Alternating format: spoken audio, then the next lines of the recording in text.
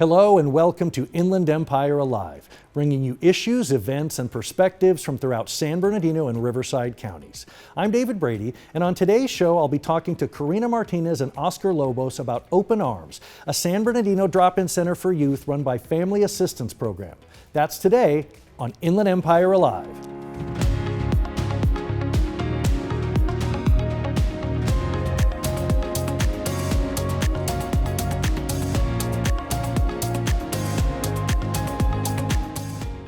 Well, joining me now from Family Assistance Program, a local organization that helps folks build stronger families, are Karina Martinez and Oscar Lobos. Welcome to the program. Thank you. I'm very excited to be here.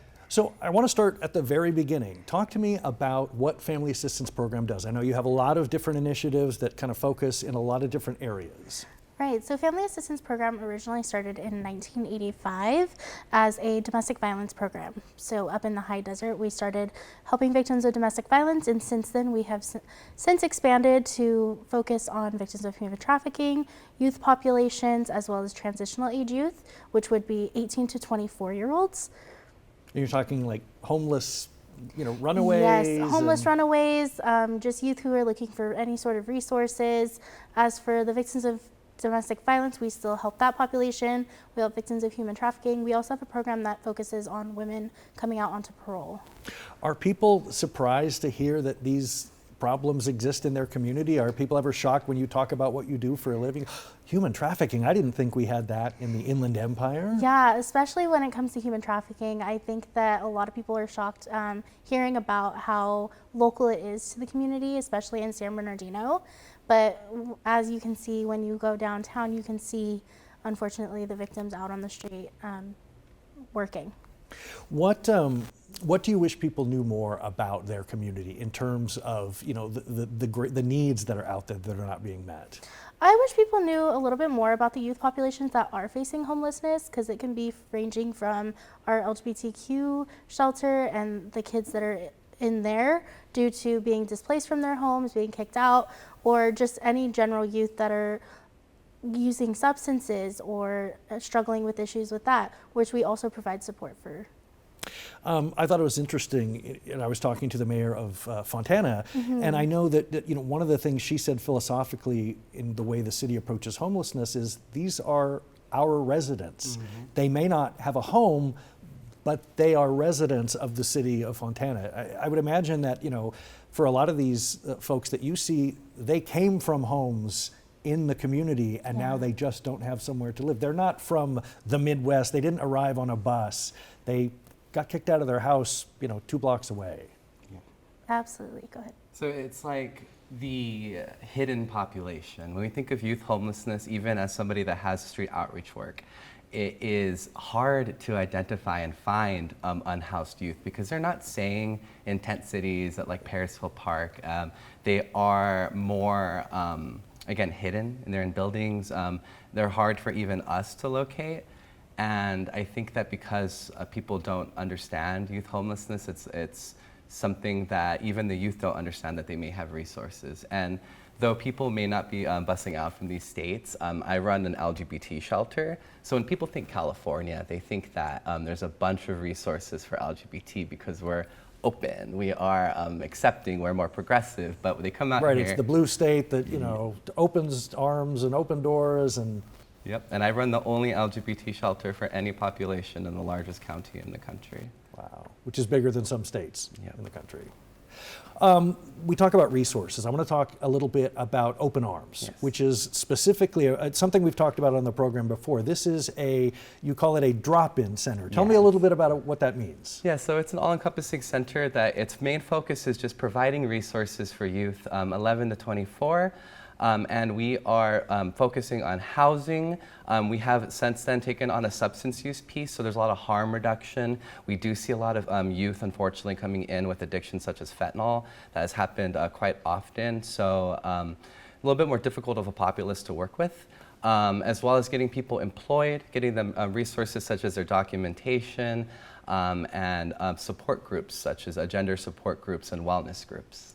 What are some of the challenges in doing that outreach to get folks to drop in? I would imagine there might be some resistance. Oh, that's not for me. You're trying to change me. Yep, it's building the rapport and building that trust because they've been displaced or often judged or stigmatized by people that are supposed to govern them or people that are older than them. So they expect that from you. So you want to make sure that you meet them where they're at, you meet them with a warm personality, and you let them know that they're human. So what are some of the amenities that folks can find when they drop in at the center? What are some of the reasons they would want to spend time there beyond some of the resources and the support network that you offer? Perfect. So I think that we provide a safe space, and I think that's number one. So we are really erring on that side to make sure youth feel supported. And say they come into our drop-in center and they're not looking for specific resources that day. Our hope is with building rapport that we can establish a case plan to work goal by goal. So maybe they come in to watch some TV, to eat some food because they may not have access to food on their day-to-day. Even if they're couch surfing, when we think of homelessness, we forget about couch surfing being a part of that when we don't have autonomy over our own finances and resources. So just being that person to be there for them. We'll be back with Karina Martinez and Oscar Lobos with Family Assistance Program right after these messages. Got cats? Cats are free-roaming pets in our communities. Some cats are owned by someone and may be friendly or shy, while others may not be owned and are what we call feral, meaning they don't want any contact with humans and could be considered wild. Unlike dogs, there is no leash law requiring cats to stay inside or on their owner's property. Animal control agencies across the nation used to pick up stray healthy cats in neighborhoods and bring them to shelters in the hopes that their owners would come to look for them. Unfortunately, because many owners allow their cats to roam, they do not go to shelters looking for their pets, and only about 2% of the cats that end up in the shelter are returned to their home. Studies show that when healthy cats are left in their communities, over 65% return to their owner, while others find a new home with someone in the neighborhood. Studies also show that when a cat is removed from their community, the remaining cats have larger litters and other cats move in, leading to an increased population over time. The most effective method to reduce the number of cats in a community is to spay or neuter them and return them back to their environment. This practice is known as TNR, or trap, neuter, return. In addition to reducing the population of cats over time, TNR also results in reduced attacks on native wildlife, marking spraying by cats on property, fights between cats, and other negative or unwanted behaviors. Animal Services is working to identify areas of the community where TNR is needed. We are hoping to start offering more TNR services to our community as our access to vet care expands. Please visit our website at www.sbcitypets.org to see what you can do to help with community cats and find tips and resources to keep unwanted cats and wildlife out of your yard.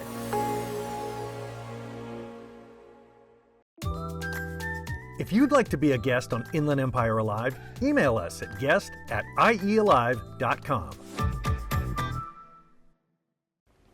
Well, I'm talking with Oscar Lobos and Karina Martinez of Family Assistance Program, a local organization that helps build stronger families.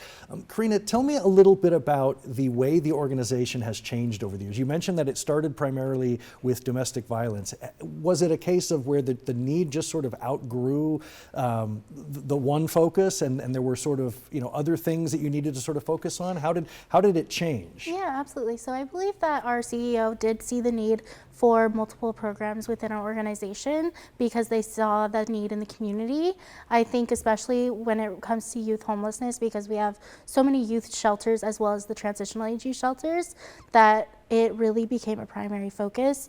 I think as well as just the victims of human trafficking, there's just a need for all of these things within a county, as well as seeing the lack of resources that exist within the county prior to us existing.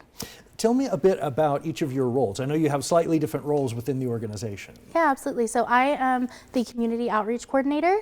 I focus on building connections with community partners, networking, going out to tabling events, and making our presence really known in the community and offering those resources to those who come to these events and are looking for anything that they may need. Okay, and Oscar? I'm the program manager for Open Arms. I run our TAY divisions of our San Bernardino chapter. So I run 3 homeless shelters, one being a LGBT shelter.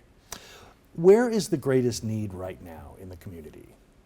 Like, are people shocked when they hear the degree of homelessness, the degree of domestic violence? Where would you say the greatest need is right now? I would say destigmatization and education.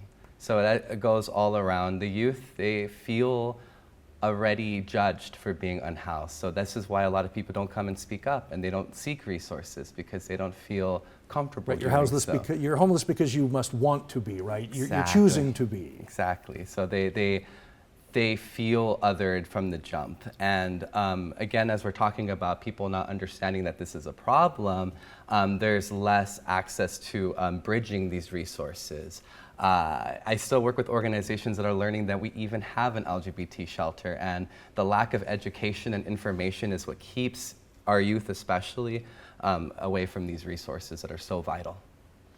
Are there things you wish folks knew that aren't taking advantage of these programs? Like, are there people you wish you were reaching that you weren't? Like, how, you know, what are the challenges you're finding in sort of getting to some of these populations? That's perfect. So, I mean, just a personal anecdote. I was a homeless kid, and I didn't know that any kind of resources like this exist. So it is a good foundation and building block to get you where you need. So I think once we get comfortable with them, they really start to understand that, and we're able to just kind of case plan with them. And they may not know that they have goals that are going to further their life skills and their future, but we cultivate that with them. Well, and I would imagine you could help supply those goals. I mean, you could help, here's what may be realistic. Let's not plan 5 years out. Let's plan, 30 days out. Let's plan 60 days out. Yep, it's wraparound and holistic. So we meet them where they're at, like we were getting at. So like we have victim of crime advocate at our drop-in center, street outreach to go find the youth, our community outreach coordinator.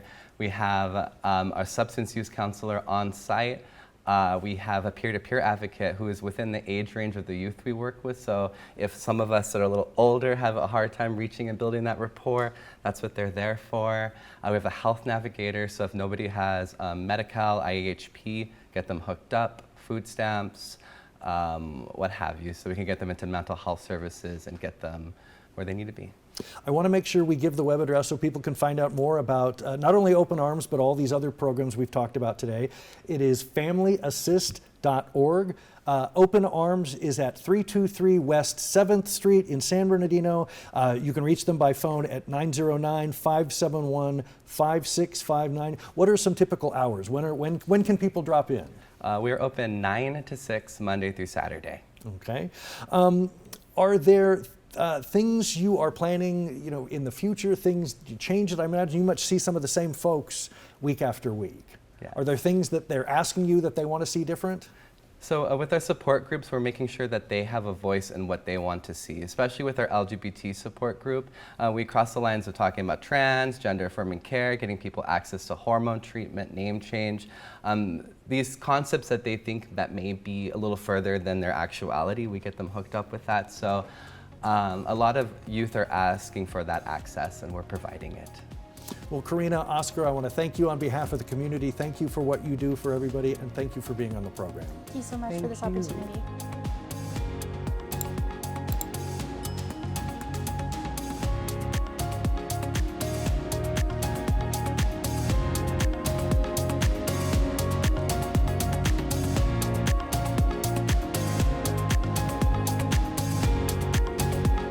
Visit IEAlive.com.